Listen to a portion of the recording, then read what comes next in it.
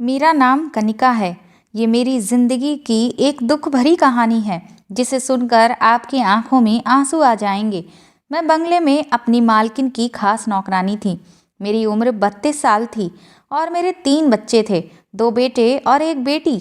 लेकिन मेरी मालकिन, जहाँ पर मैं पिछले 7 सालों से नौकरी कर रही थी, उनके घर में कोई भी बच्चा नहीं था। जबकि मेरी मालकिन की शादी को 9 साल हो चुके थे। इन 9 सालों में उन्होंने न जाने कितनी बार कोशिश कर ली थी। बड़े से बड़े डॉक्टर से इलाज करा लिया था और पंडित, तांत्रिक बाबा न जाने किस किस को अपनी परेशानी के बारे में बताया था। फिर भी उनके पास औलाद नहीं थी। शायद उनके भाग्य में अभी तक औलाद नहीं लिखी थी। मुझे मेरी मालकिन बहुत ज़्यादा प्यारी थी। मेरे मालिक और मालकिन के बीच लव मैरिज हुई थी। अपनी शादी के पूरे 2 साल बाद उन्होंने मुझे अपने घर में नौकरी पर रखा था। मैं उनकी सबसे भरोसेमंद नौकरानी साबित हुई थी, इसलिए वह अपनी हर अच्छी बुरी बात मुझसे शेयर करती थी। मुझसे उनका दुख देखा नहीं जाता था। मेरे मालिक को भी बच्चे बहुत अच्छे लगते थे। उनका कहना था कि चाहे कुछ भी हो जाए, उन्हें अपना बच्चा ही चाहिए। दोनों पति पत्नी के बीच इतनी ज़्यादा मोहब्बत थी, लेकिन मालकिन के बच्चा ना होने की वजह से मालिक उनसे खफा खफा से रहने लगे थे और उनका कहना था कि मुझे तो सिर्फ अपना बच्चा ही चाहिए। कुछ भी करके मुझे अपना खून चाहिए। मैं अपने माता पिता का इकलौता बेटा हूँ। मेरे माता पिता के मरने के बाद मैं उनकी पीढ़ी को यहाँ तक लेकर आया हूँ। मैं चाहता हूँ कि मेरा भी अपना बच्चा हो और वह मेरे खानदान को आगे बढ़ाए। लेकिन अगर मेरा कोई बच्चा नहीं हुआ तो मेरा तो कोई खानदान ही नहीं बन सकेगा। मेरी पीढ़ी तो बस यहीं तक ही खत्म हो जाएगी। मालिक को भी अपनी जायदाद का वारिस चाहिए था। काफ़ी लोगों ने ये भी सजेशन दिया कि वह बच्चा अडॉप्ट कर लें, लेकिन मेरे मालिक का कहना था कि अपना बच्चा अपना ही होता है और पराया पराया ही होता है। मेरी मालकिन ने हर तरह से कोशिश करके देख ली थी, लेकिन फिर भी वह प्रेग्नेंट नहीं हो पा रही थी। उन्होंने जादू टोना भी करवा लिया था। सारी कोशिशें नाकाम होकर मालकिन खामोश होकर बैठ गई थी और मालिक का कहना था कि अगर उनका वारिस नहीं मिला तो वह दूसरी शादी कर लेंगे। मालकिन तो मालिक से बहुत प्यार करती थी। वह नहीं चाहती थी कि उनके पति उनकी आंखों के सामने कोई दूसरी औरत लाकर रखे। ऐसा तो मालिक भी नहीं चाहते थे, लेकिन वह भी मजबूर थे। इस सारे मामले में मैंने मालकिन की बहुत मदद की थी। वह जिस भी तांत्रिक बाबा के पास जाती थी, मुझे साथ लेकर जाती थी। इस मदद का आज तक मुझे बहुत फ़ायदा मिला था, लेकिन इस बार तो मालिक ने दूसरी शादी करने का पक्का इरादा कर लिया था और उन्होंने कहा था कि वह किसी भी हाल में अपना डिसीज़न नहीं बदलेंगे, क्योंकि इससे पहले भी मालिक मालकिन से ज़िद कर बैठे थे कि उन्हें अपने बच्चों की खातिर दूसरी शादी करनी ही होगी। लेकिन प्यार वह हमेशा मालकिन से ही करेंगे और मालकिन की आंखों में मालिक कभी आंसू नहीं देख सकते थे। हर बार मालिक मालकिन के आंसू देखकर अपने आप को दूसरी शादी करने से रोक लिया करते थे, जबकि मालकिन को पूरा भरोसा वो दिलाते थे कि जो वैल्यू उनके दिल में मालकिन की है, उनकी जगह वो कभी उस दूसरी पत्नी को नहीं देंगे। उन्हें सिर्फ दूसरी पत्नी से बच्चा चाहिए, क्योंकि मालकिन मालिक की मोहब्बत थी। अब तो मालकिन की जान पर बनाई थी। अब तो कोई जादू टोना भी काम करने वाला नहीं था।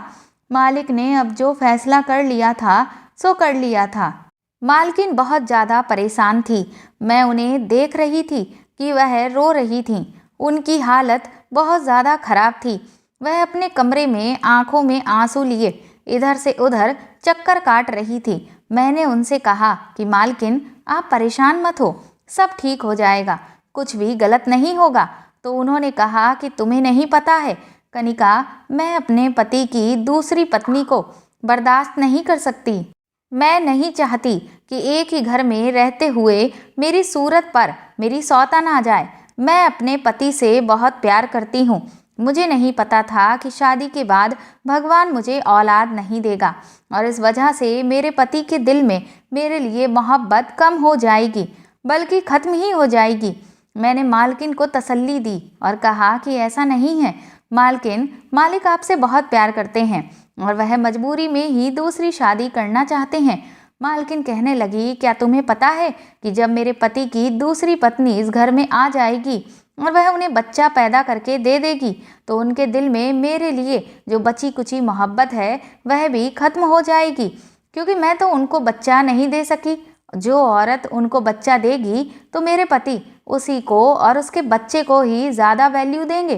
फिर तो मेरी इज्जत इस घर में 2 कौड़ी की भी नहीं रहेगी और ऐसा मैं बिल्कुल भी नहीं चाहती हूँ।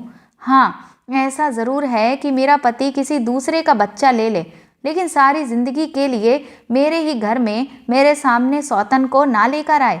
मेरी इस शहर में इज्जत है, मैं एक बहुत बड़े बिजनेसमैन की बेटी हूँ और तुम जानती हो कि मैंने बहुत ज़्यादा जिद करके अपने पति से शादी की है। मेरे पेरेंट्स तो शादी के लिए तैयार ही नहीं थे। अगर उन लोगों को ये बात पता चल गई तो वह भी मुझे कहेंगे कि ये तुम्हारी ही गलती का नतीजा है। मैं उन लोगों से भी कुछ नहीं कह सकती।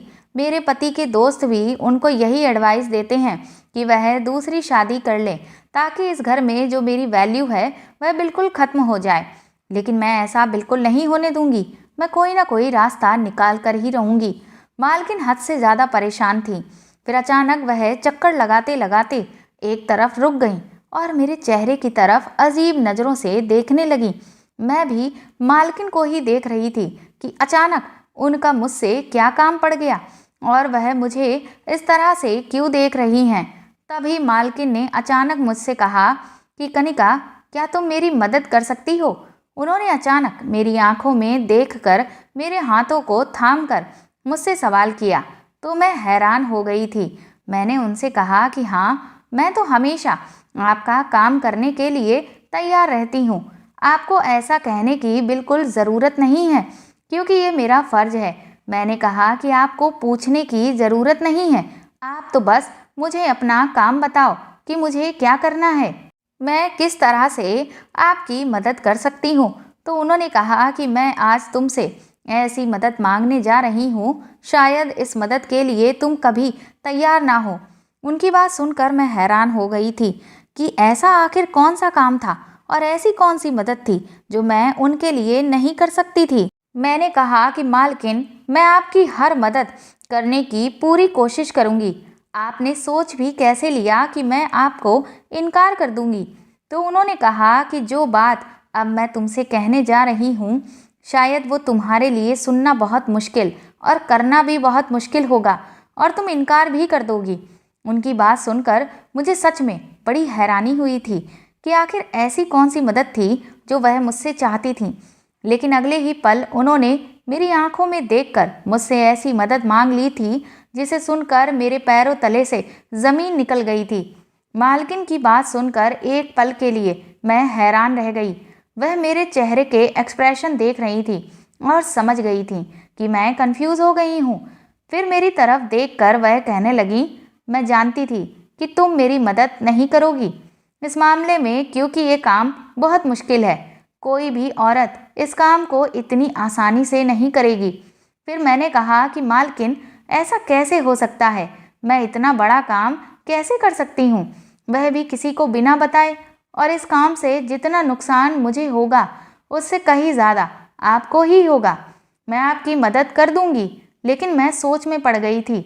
मुझे देखकर मालकिन ने कहा कि तुम मेरी मदद करोगी तो मैं तुम्हें इसकी भारी कीमत दूंगी। मैं तुम्हें अपने इस काम के बदले पूरे 60 लाख रुपए दूंगी। 60 लाख की रकम के बारे में सुनकर मेरे तो होश ही उड़ गए थे। मैंने कभी ज़िंदगी में इतने ज़्यादा पैसे नहीं देखे थे। मेरी आंखों के सामने 60 लाख रुपए लहराने लगे थे, क्योंकि मैं बहुत ज़्यादा गरीब थी। मेरी शादी भी एक गरीब किसान के साथ हुई थी। मेरा पति गांव में मेरे बच्चों के साथ रहता था और मैं यहाँ पर शहर में मालकिन के घर नौकरी करती थी। मैं यहाँ से काम करने के बाद हर महीने अपने पति को पैसे भेज दिया करती थी। जब से मैंने यहाँ पर काम करना शुरू किया था, मेरे पैसे कमाने के बावजूद भी मेरे पति ने नौकरी करना छोड़ दिया था और उसने कई लाख रुपए का कर्ज लिया हुआ था। हमारा कर्ज लगभग 5 लाख रुपए का था। ये 60 लाख हमारे बहुत काम आने वाले थे। ये रकम तो बहुत बड़ी थी, रकम बहुत ज़्यादा, और काम बिल्कुल आसान था। मुझे इससे कोई फर्क नहीं पड़ता था, लेकिन मुझे डर था कि मेरा पति इस काम के लिए मुझे परमिशन देगा भी या नहीं। वैसे मुझे पूरी उम्मीद थी कि मेरा पति जब 60 लाख की रकम के बारे में सुनेगा तो फौरन ही इस काम के लिए तैयार हो जाएगा।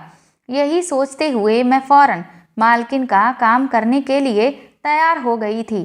मैंने कहा कि मैं आपकी मदद करने के लिए तैयार हूँ, लेकिन आपको इस काम के लिए मालिक को भी तैयार करना होगा। फिर मैंने मालकिन से कहा कि इस बारे में अगर किसी बाहर वाले को पता हो गया तो आपको पता है कि लोग कितनी बुरी बुरी बातें बनाएंगे और आपकी रेपुटेशन पर भी फर्क पड़ेगा। और तो और सबसे बड़ी बात यह है कि क्या मालिक इस काम के लिए राजी हो जाएंगे। मालकिन कहने लगी, जब मेरा पति दूसरी शादी करने के लिए तैयार है तो इस काम के लिए तो बहुत आसानी से तैयार हो जाएगा। तुम्हें पता है कि मैं ये बात अपने दिल पर पत्थर रखकर कह रही हूँ। मैंने कहा, मालकिन आप एक बार मालिक से बात कर लो, उसके बाद ही हम इस काम की शुरुआत करेंगे। ये बहुत बड़ा काम है और बहुत रिस्की काम है, आप सोच लो और समझ लो। मालकिन कहने लगी, मुझे पता है ये कोई छोटी बात नहीं है, बहुत बड़ी बात है।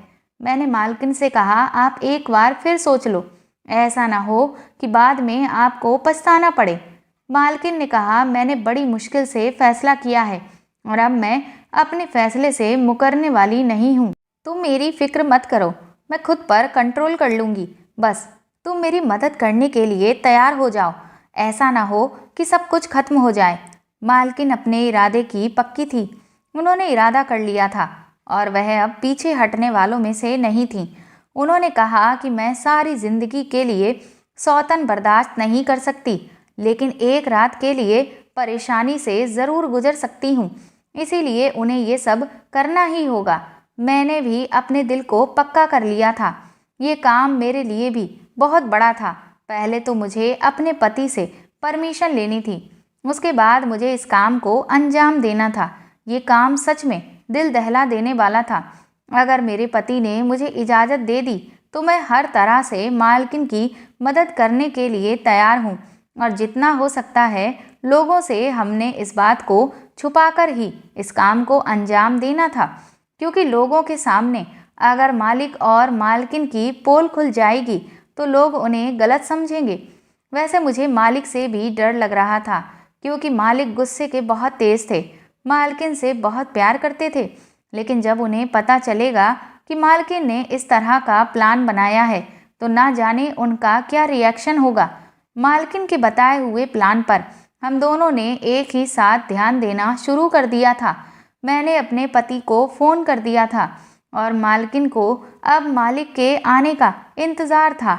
दरअसल हमारा प्लान ये था कि मालकिन ने कहा था कि तुम मेरे पति का बच्चा पैदा करोगी, क्योंकि मैं ज़िंदगी भर की सौतन तो बर्दाश्त नहीं कर सकती, लेकिन एक दिन के लिए अपने पति को किसी दूसरी औरत के साथ सिर्फ बच्चे की खातिर बर्दाश्त करने में कोई हर्ज नहीं है।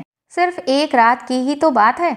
मेरी मालकिन ने कहा था कि तुम मेरी जगह मेरे कमरे में जाओगी और मेरे पति के साथ रिलेशन बनाओगी। फिर जब तुम प्रेग्नेंट होगी तो बच्चा पैदा हो जाने के बाद हमारा बच्चा हमें वापस कर दोगी। उसके बदले में तुम्हें 60 लाख रुपए दूंगी। मुझे इस काम से कोई प्रॉब्लम नहीं थी, क्योंकि मेरे पास तो पहले से ही 3 बच्चे थे, 2 बेटे थे और 1 बेटी थी। भगवान ने मुझे बेटा और बेटी दोनों दिए थे, इसलिए मुझे अब किसी बच्चे की ख्वाहिश नहीं थी और मालिक को तो वैसे भी उनका अपना बच्चा ही चाहिए था। अगर मालकिन ये काम किसी और से कहती तो उनकी रेपुटेशन पर फर्क पड़ सकता था। मैं उनके घर में रहती थी और उनकी परेशानी को अच्छी तरह से समझती थी, इसलिए उन्होंने इस काम को करने के लिए मुझसे कहा था। लेकिन एक औरत के लिए ये काम बहुत मुश्किल है कि वह अपने पति के साथ किसी दूसरी औरत को बर्दाश्त करे। ये भी मालकिन की एक बहुत बड़ी मजबूरी थी। लेकिन मालकिन ने इस काम के साथ साथ मुझे एक शर्त भी बताई थी। उन्होंने कहा था कि कनिका, मुझे माफ़ कर देना, लेकिन मर्द की फितरत कभी भी बदल सकती है, इसलिए मैं तुम्हें ये बात कह रही हूँ कि बच्चा पैदा हो जाने के बाद तुम अपने गांव अपने पति के पास चली जाना। उसके बाद हम तुम्हें अपने घर में नौकरी पर नहीं रख सकते। मुझे मालकिन की ये बात बहुत बुरी लगी थी। मैंने उनसे कहा था कि फिर मैं कहाँ काम करने जाऊंगी और मेरे घर का गुजारा कैसे चलेगा। मालकिन ने कहा कि 60 लाख रुपए मिल जाने के बाद तो तुम्हें नौकरी करने की ज़रूरत ही नहीं है। दूसरी बात यह है कि अगर फिर भी तुम्हें दिक्कत हुई तो मेरा नंबर तुम्हारे पास है, तो तुम मुझे कॉल कर सकती हो। तुम्हें जितने भी पैसों की ज़रूरत होगी मैं तुम्हें देती रहूँगी, क्योंकि मैं तुम्हारी सारी ज़िंदगी की एहसानमंद हो जाऊँगी, इसलिए सारी ज़िंदगी तुम्हारी मदद भी करती रहूँगी। मालकिन की ये बात सुनकर मैं बहुत खुश हो गई थी। मैंने तुरंत ही अपने पति को कॉल लगाई और उसको ये सारी बात बता दी। पहले तो मेरे पति को इस बात पर गुस्सा भी आया, क्योंकि मर्द है, जाहिर सी बात है, कोई भी मर्द अपनी पत्नी को दूसरे मर्द के हवाले नहीं कर सकता। लेकिन मेरा पति लालची आदमी था, उसका दिमाग भी गलत हरकत में फंसा हुआ था। मेरी बेटी थी, वह अपने दोनों भाइयों का ख्याल रखती थी और खाना वगैरह बना लिया करती थी। मैं जो पैसे यहाँ से भेजती थी, मेरा पति उन्हें दोनों हाथों से लुटाता था, इसीलिए उसने काम करना तो बिल्कुल ही छोड़ दिया था। पर ये मैंने बहुत बड़ी गलती कर दी थी कि मैंने नौकरी करना शुरू कर दिया था। 60 लाख रुपए की रकम के बारे में सुनकर मेरे पति ने मुझे फ़ौरन परमिशन दे दी थी और उसने कहा कि उसे कोई ऐतराज़ नहीं है, मुझे सिर्फ पैसों से मतलब है। मैंने जब मालकिन को ये बताया कि मेरा पति राजी हो गया है तो मालकिन खुश हो गई, और मालकिन ने जब मुझे बताया कि उनके पति भी राजी हो गए हैं, पहले तो वह भी थोड़े नखरे दिखा रहे थे, लेकिन उन्हें भी औलाद चाहिए थी और अपना ही खून चाहिए था, इसलिए वह भी इस काम के लिए तैयार हो गए थे। रात होते ही मालकिन ने मुझे मालिक के कमरे में भेज दिया। आज मैंने मालकिन की आंखों में आंसू देखे थे। आज उन्हें इस तरह से तड़पते हुए देखा था जैसे कोई मछली बिन पानी के तड़पती है। कभी कभी औरत इतनी मजबूर हो जाती है कि उसे जो नहीं करना होता, मजबूरी की वजह से वह भी करना पड़ जाता है। आज मैंने मालकिन को बहुत लाचार और मजबूर होते हुए देख रही थी। उन्होंने मुझे गले से लगाया और कहा कि मुझे निराश मत करना।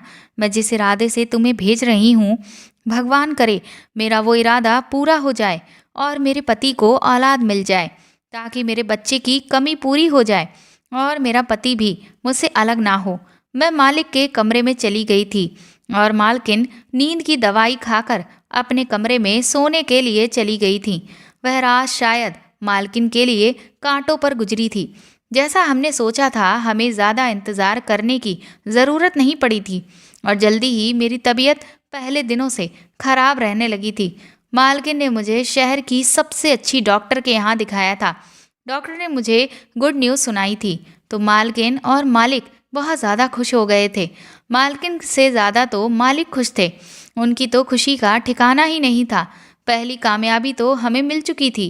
भगवान ने हमें ज़्यादा इंतज़ार नहीं करवाया था। सारा रास्ता मेरी आंखों के सामने 60 लाख रुपए की रकम थी और उधर मैंने नोटिस किया था कि मालिक और मालकिन भी बहुत ज़्यादा खुश थे। उन दोनों की आंखों के सामने बच्चा घूम रहा था। अपने सारे रिश्तेदारों के सामने मालिक ने खबर फैला दी थी कि मालकिन प्रेग्नेंट है, क्योंकि किसी को भी ये नहीं बताना था कि ये बच्चा मालकिन की कोख से नहीं बल्कि मेरी कोख से जन्म लेगा। मालिक के सारे रिश्तेदार भी बहुत खुश हो गए थे, क्योंकि मालिक भी ये नहीं चाहते थे कि वो दूसरी शादी करें। वो तो मजबूर होकर ऐसा करने की कोशिश कर रहे थे। अगर मालिक को दूसरी शादी करनी ही होती तो काफ़ी सालों पहले ही वो कर चुके होते। लोग तो बच्चा ना हो तो 2-3 साल के बाद ही दूसरी शादी की तैयारियां शुरू कर देते हैं। मालिक तो फिर भी इतने साल रुके रहे। वो तो इतने अमीर थे कि आसानी से कोई भी लड़की उनसे शादी कर लेती। लेकिन अब की बार तो उन्होंने पक्का इरादा कर लिया था। जमाने और रिश्तेदारों के दबाव में आकर वह दूसरी शादी के लिए तैयार थे। अब उन दोनों ने राहत की सांस ली थी, क्योंकि अब उनकी सालों पुरानी तमन्ना पूरी होने वाली थी। मालिक की खुशी देखकर तो मुझे एक लम्हे के लिए घबराहट हो गई थी। शुरू में मुझे लगा कि सब अच्छे से ही हो जाएगा, लेकिन पता नहीं क्यों जैसे जैसे दिन गुजरते जा रहे थे मेरी घबराहट बढ़ती चली जा रही थी। मैं परेशान थी और मालिक और मालकिन अपने बच्चे के आने के सपने देख रहे थे। वह दोनों पति पत्नी मेरा बहुत ख्याल रख रहे थे। मुझे बहुत अच्छा लग रहा था कि मैं उनके घर में रह रही थी। इतने सालों से मैं उन लोगों की सेवा कर रही थी, पर आज भगवान ने उल्टा कर दिया था कि ये दोनों पति पत्नी मेरी अब सेवा कर रहे थे, जैसे मैं इस घर की मालकिन हूँ और ये मेरे नौकर हैं। लेकिन हमारे लिए एक नई मुसीबत आ गई थी। मालकिन के रिश्तेदारों को जब पता चल रहा था कि वो प्रेग्नेंट है, तो काफ़ी सारे लोग उनसे मिलने के लिए आ रहे थे और उनसे ना जाने किस किस तरह के सवाल कर रहे थे। मालकिन तो प्रेग्नेंट नहीं हुई थी, इसलिए उनके पास हर सवाल का जवाब नहीं होता था। वो कंफ्यूज हो जाती थी। इस बात से परेशान होकर मालिक ने कहा कि हमारा यहाँ रहना ठीक नहीं है। यहाँ पर कोई ना कोई आता ही रहता है और मालकिन की प्रेगनेंसी का तो किसी को यकीन भी नहीं आ रहा था। मालिक ने कहा कि ऐसा ना हो कि लोगों को गड़बड़ का एहसास होने लगे। इतने मेहमानों के आने की वजह से मालकिन और मुझे, हम दोनों को ही परेशानी का सामना करना पड़ रहा था, क्योंकि मालकिन को आराम करना होता था और मुझे घर का काम करना पड़ जाता था। इसीलिए मैंने मालकिन को एडवाइस दी कि हम उनके दूसरे शहर में बने रिजॉर्ट में रहने के लिए चले जाते हैं। वहाँ पर हम आराम से वक्त गुजार लेंगे और मालिक अपने रिश्तेदार को बता देंगे कि मालकिन अपने मायके में जाकर रह रही हैं। इस तरह से कोई भी रिजॉर्ट में नहीं आएगा और हम लोग वहाँ पर आसानी से टाइम पूरा कर लेंगे। मालिक को भी मेरा ये आइडिया अच्छा लगा था। मालिक ने अपने रिजॉर्ट में मुझे और मालकिन को शिफ्ट कर दिया था। इस रिजॉर्ट में कोई नहीं था। हमारे साथ मालिक ने एक चौकीदार और एक नौकरानी को भेज दिया था हमारा ख्याल रखने के लिए, क्योंकि मैं अभी तक कोई काम नहीं कर रही थी। उधर बंगले में अगर कोई मेहमान आ भी जाता तो मुझे काम करना पड़ जाता था, ताकि किसी को हम पर शक ना हो। इस रिजॉर्ट में हमारी ज़रूरत की हर चीज़ मालिक ने मौजूद करवा दी थी। हम इस रिजॉर्ट में आने के बाद बहुत सुकून से थे और मालकिन मेरा बहुत ज़्यादा ख्याल रखती थी। कुदरत का करिश्मा भी बड़ा अजीब होता है। कल मैं जिनसे मांगती थी, आज वह मुझसे औलाद मांगने के लिए तरसी जा रही थी। मेरी मालकिन बहुत अच्छी और मेहरबान औरत थी। मैं सोचती थी कि मालकिन इतनी अच्छी है, फिर उनके साथ अच्छा क्यों नहीं हुआ? क्या सच में अच्छे लोगों के साथ अच्छा नहीं होता है? फिलहाल वक्त गुजरता चला गया और मुझे अजीब अजीब तरह के ख्याल आने लगे थे। हफ्ते महीनों में बदल गए। मेरा बच्चा मेरे पेट में लात मारने लगा था। पहली बार जब उसने मेरे पेट में हरकत करनी शुरू की थी, आधी रात को अचानक मेरी आंख खुल गई और मैं उठकर बैठ गई थी। मैंने अपने पेट पर जैसे ही हाथ फेरा, मुझे कुछ अजीब सा एहसास हुआ। मुझे महसूस हुआ कि मेरा बच्चा मुझे पुकार रहा है, मुझसे कह रहा है कि माँ, मैं आपका बच्चा हूँ, मुझे किसी को मत दो, मैं तुम्हारा हूँ, मुझे अपने साथ रखो। इसी तरह के सपने मुझे हर रोज़ आने लगे थे। सारी रात मैं जाग कर गुजारने लगी थी और ज़्यादा जागने की वजह से मेरे अंदर वीकनेस होने लगी थी। मेरा दिल धीरे धीरे अब बदलने लगा था, क्योंकि अब हर रात मेरे साथ ऐसा ही होता था। रातों को मेरा दिल ही नहीं, बल्कि वक्त के साथ साथ मेरी नीयत भी बदल रही थी। मैं परेशान थी। मुझे अब 60 लाख रुपए झूठे और बेकार लग रहे थे। मुझे लग रहा था कि 3 बच्चे होने के बाद मुझे अब और बच्चों की चाहत नहीं होगी। मेरे लिए पैसा ज़रूरी था, बच्चे नहीं। बच्चे तो मुझे पहले ही मिल चुके थे और मेरी कोई ख्वाहिश नहीं थी, क्योंकि बेटा और बेटी दोनों ही मेरे पास थे। मुझे क्या पड़ी थी कि मैं बेवजह एक और बच्चा पैदा कर लूं, क्योंकि महंगाई के इस दौर में अपना खाना पीना ही मुश्किल से चल रहा है। ऊपर से बच्चों को पालना तो बहुत भारी काम है। लेकिन अब मेरा ख्याल गलत साबित हो गया था और बच्चा पहला हो या आखिरी, अपनी औलाद अपनी ही होती है। मेरी मालकिन ने मेरी परेशानी को भांप लिया था। एक दिन मैंने मालकिन और मालिक को आपस में बात करते हुए सुन लिया था।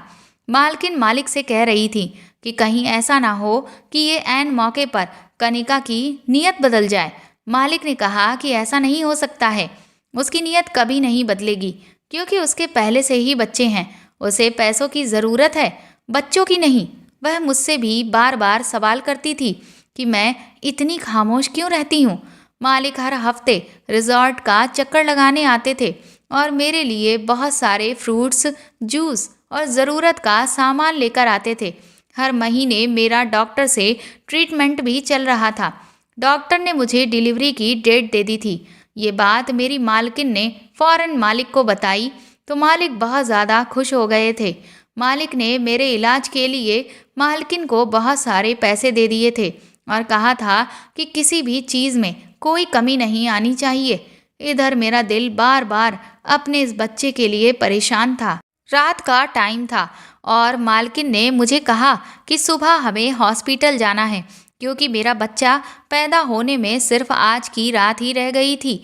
अगले दिन लगभग 10 बजे के टाइम पर मुझे हॉस्पिटल में जाकर एडमिट होना था क्योंकि मेरा ऑपरेशन होना है। ये बात सुनकर तो मुझे डर लगने लगा था।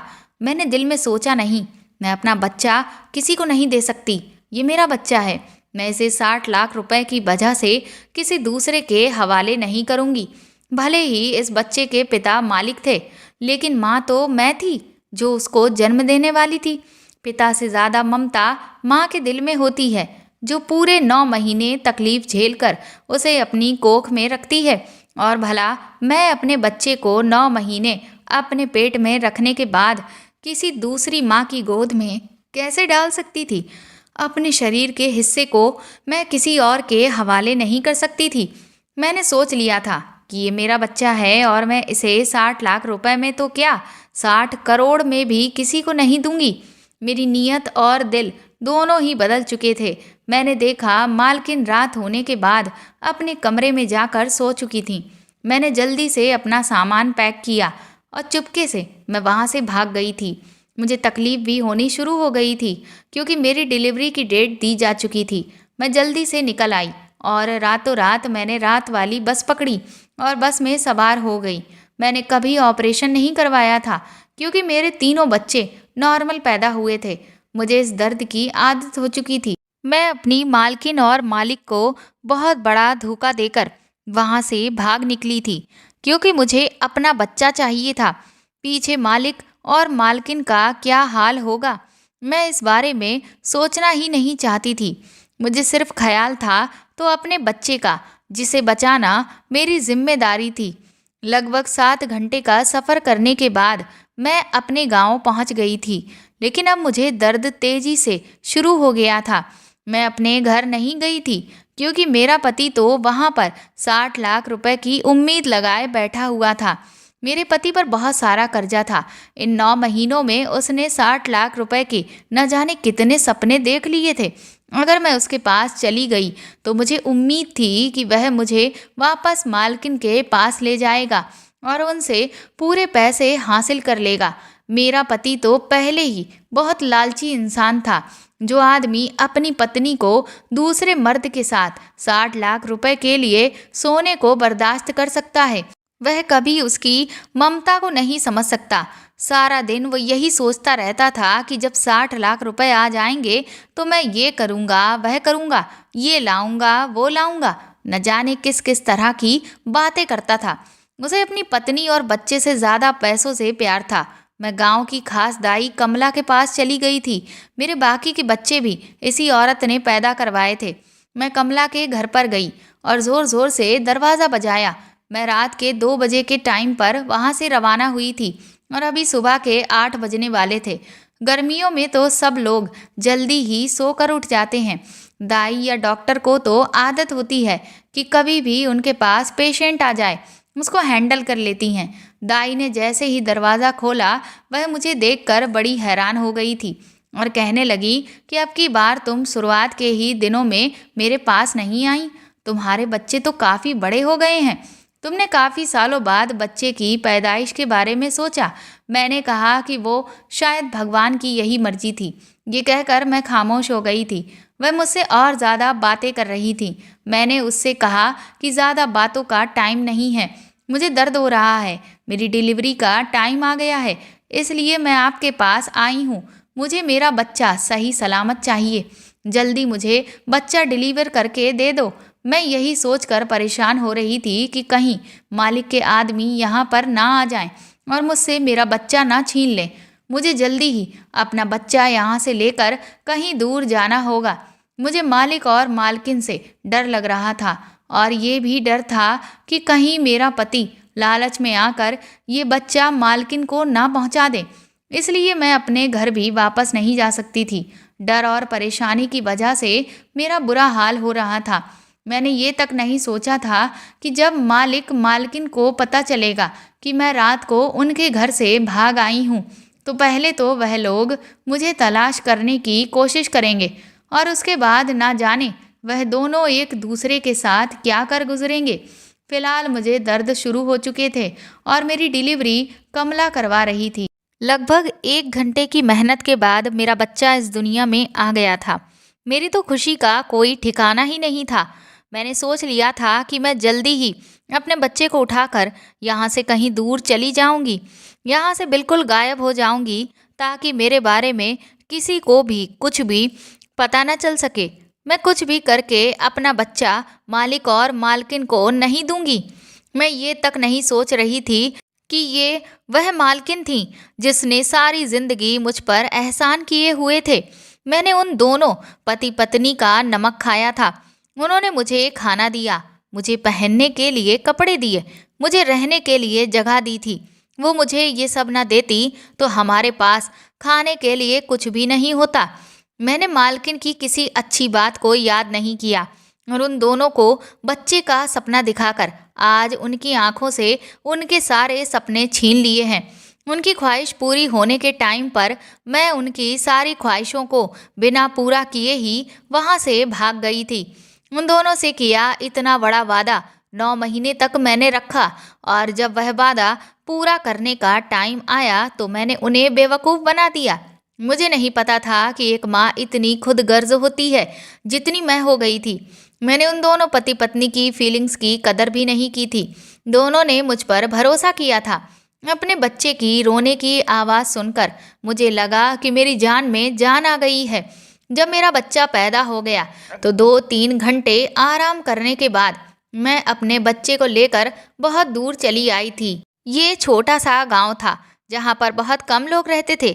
यहाँ पर मैंने पुरानी सी झोपड़ी में अपना ठिकाना कर लिया था और अपने बच्चे की परवरिश करने लगी थी। शायद मुझे मेरे पति और मालकिन ढूंढने की बहुत कोशिश की थी, लेकिन मैं इतनी दूर जा चुकी थी जहाँ के बारे में उन लोगों को कुछ पता ही नहीं चला। यहाँ पर भी मैंने छोटे मोटे काम करना शुरू कर दिया था और मैं अपने बच्चे को कम कमाई में ही पाल रही थी। लेकिन शायद मुझे मेरे किए की सज़ा मिलनी थी, क्योंकि मैंने दोनों पति पत्नी का दिल दुखाया था। एक दिन अचानक मेरी तबीयत खराब हो गई। गांव के ही लोगों ने मुझे विधवा समझकर मुझे सरकारी अस्पताल में भर्ती करवा दिया। वहां पर पता चला कि मुझे कैंसर जैसी बड़ी बीमारी है और मैं जब तक जी रही हूँ, न जाने किस दिन मेरी मौत आ जाए। मैंने अपनी यादों को ताज़ा करने के लिए अपनी ज़िंदगी की पूरी कहानी डायरी में लिखना शुरू कर दिया, ताकि जो गलती मैंने की है वह आगे कभी कोई औरत ना करे। मेरा बेटा 15 साल का हो गया था। मेरा बेटा बचपन से ही बहुत समझदार था, क्योंकि मालिक भी बहुत समझदार और ईमानदार आदमी थे। वह अपने पिता पर गया था।